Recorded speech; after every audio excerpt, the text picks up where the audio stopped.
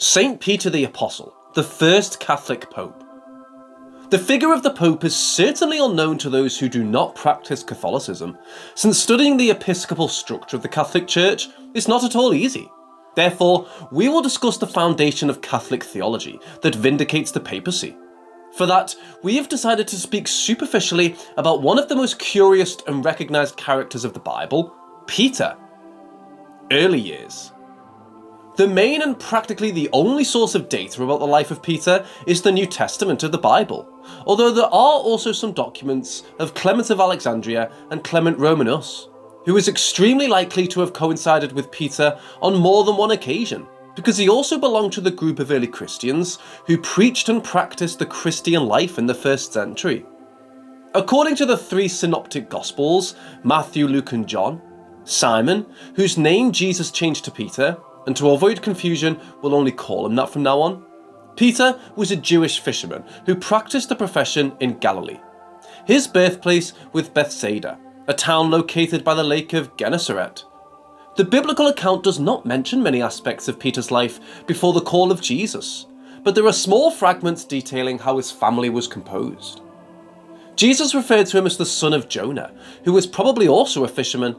Andrew, another of the apostles, was his brother and was also in the same profession as he was.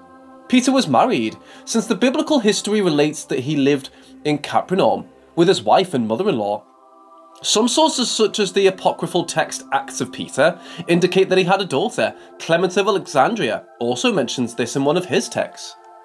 This is all that is known of Peter's life prior to his call, or at least all that the New Testament indicates. Called.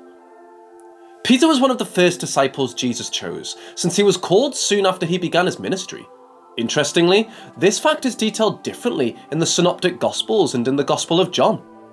In Matthew, Mark and Luke, the account is almost the same, except that in Luke, more details of the event are given. While in Matthew and Mark it is related that Jesus called the brothers Peter and Andrew while they were fishing. In Luke, the interaction between Peter and Jesus is detailed, in addition to relating that Peter witnessed a miracle before accepting the call. In contrast, in the Gospel of John, the encounter between Peter and Jesus is recounted differently. In the Gospel of John, it is detailed that Andrew, Peter's brother, was a follower of John the Baptist, who witnessed the baptism of Jesus in the Jordan River. After this event, Andrew began to follow Jesus and took it upon himself to introduce him to his brother Peter. Interestingly, in the Synoptic Gospels, Jesus called Peter, telling him that if he was willing to follow him, he would make him a fisher of men, which is further supported by the account in Luke's Gospel, in which Jesus performs a miracle to break the bad fishing streak that Peter and Andrew were having. While in John's Gospel, Jesus calls Peter by changing his name. In fact, this event is also reported differently in the Synoptic Gospels. Peter's responsibility among the apostles. Peter is very often portrayed as one of Jesus' closest disciples, since in different passages, it can be seen that Jesus evidenced confidence in Peter, as well as being one of the most intimate.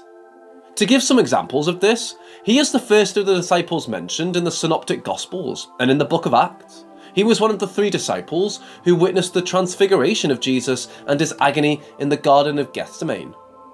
On more than one occasion, he spoke on behalf of his companions in front of Jesus and in front of the crowds. For this reason, the early Christian church saw Peter as a spiritual leader and point of reference. Furthermore, according to the Gospel of John, the resurrected Jesus appeared to his disciples and commissioned Peter to shepherd and feed his sheep. All these fundamentals and more are arguments that the Catholic Church has taken for the creation of the papal figure as the maximum leader and representative of Catholicism, Peter being the first of them. We will address this point as the last but one section of the video. Beginning of his ministry. Although he began his ministerial life as a servant, disciple and right hand of Jesus, Peter's role ceased to be secondary and began to be a protagonist, as he continued to replicate each of the things he saw Jesus do and say. The first book of the New Testament that describes the activity of the apostles after receiving the task of preaching the Gospels in Acts, which, in canonical order with the New Testament, is correlative to John, the last of the Gospels.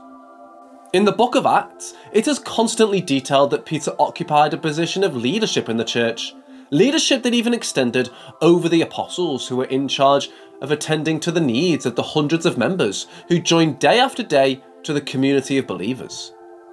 He is the one in charge of presiding over the assembly that the apostles had to decide Judas's substitute. He is the one who takes the floor and addresses the crowd in the Pentecost discourse, and he's also the one who rebukes Ananias and Sapphira for lying about their donations.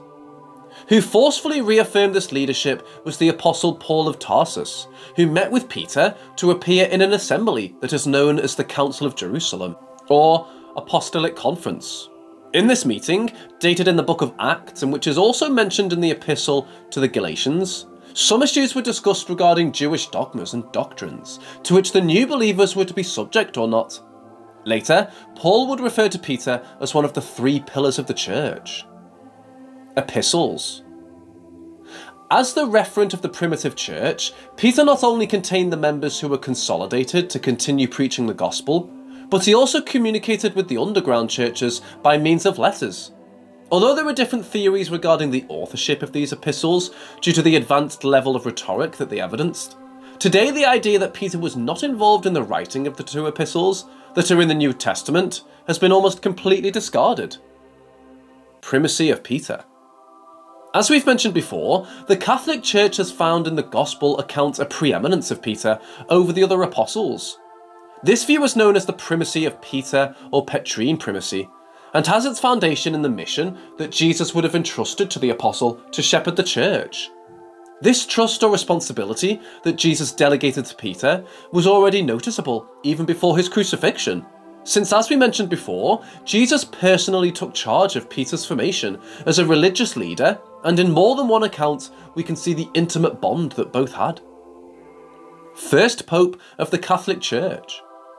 It is for this reason that the Catholic Church places Peter as the first Pope, since although no such office or noble title is named in the biblical accounts, the function of directing, organising and leading that Peter carried out is equivalent to today's papacy.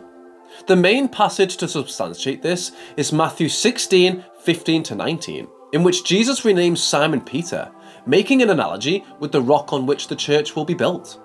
In this way, Peter inaugurated the office of Supreme Pontiff of the Catholic Church. It is for this reason that those who assume the pontificate are considered descendants of Peter. Death. It is believed that Peter's death took place in Rome in the year 67 AD. Several historical sources indicate that his death occurred after a long persecution by the Roman Emperor Nero. According to the historical account, Peter asked his executioners to crucify him upside down so that no one would ever mistake him for Jesus. The figure of Peter is undoubtedly one of the most important in the history of Christianity. He's very often considered one of the most identifiable religious icons, since his fame has spread to all faiths. Before you go, we remind you that if you like the video, it would help us a lot if you subscribe to the channel, to continue growing little by little and bring much more content. Now, without further ado, we say goodbye.